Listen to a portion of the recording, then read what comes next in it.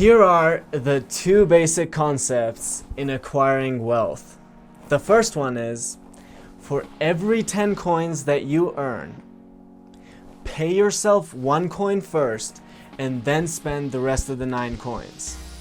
Don't spend the coins at the supermarket, don't spend the coins at a restaurant until you have paid yourself that 1 coin first, and then you can spend the rest of the 9 coins.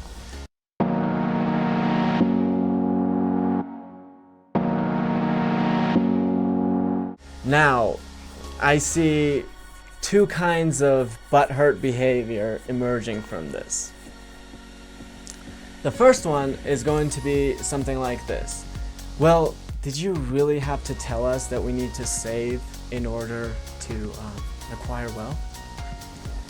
Yes, I have done technical analysis, fundamental analysis. Let's look at the PE ratio. Let's look at this. Let's look at that for years now. And as I was reading The Richest Man in Babylon last night, this idea was one of the biggest paradigm shifting ideas that I've had in a long time in regards to acquiring wealth. So for you to come to me with a clear conscience and complain like that, this is what you must have done. You must have, for years now, religiously put away that 1 coin out of 10 every month. Every month. You never said, oh, I don't have enough funds this month, so I can't do it this month. No, you did it every month religiously. And then, after years of doing that, you can come to me and tell me, well, this is just basic stuff. But here's the thing.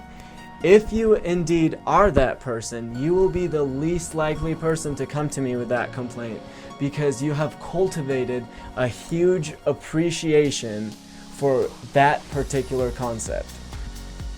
Now, here's the second part of the butthurt situation.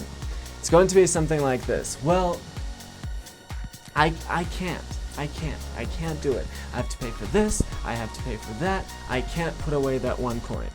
Here's the thing.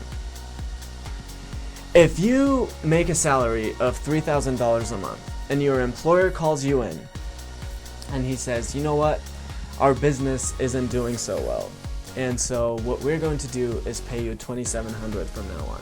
Don't tell me that you won't be able to make ends meet. You won't be homeless, trust me.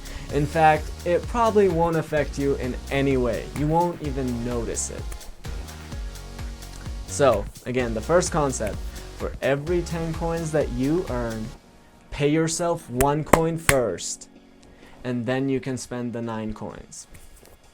The second concept, as you start doing the first concept, you'll be accumulating money. Now, what you have to realize is this.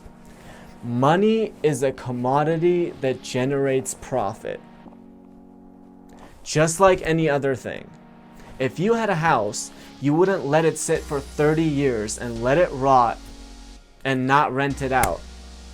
And rotting is what's going to happen to your money when it's in a bank account with inflation.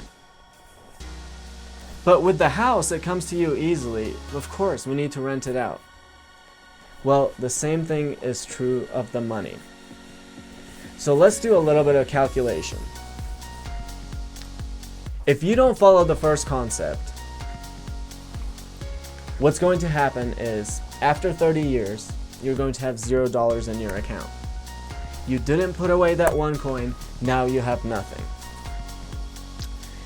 If you do follow the first concept, here's what's going to happen. If you have a salary of $3,000, the 1 coin is $300.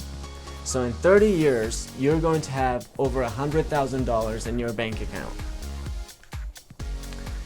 Now, here's what happens when you realize that your money can generate you profit. And the biggest problem in realizing this is the interest rate. You look at 7% and you think of $300. What's 7% of $300? Oh, not even $30. It's like, it's not worth it. But here's where the compounding effect comes into play.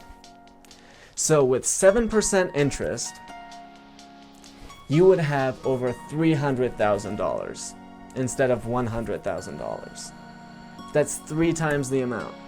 With 10% interest, notice only 3 percentage point change.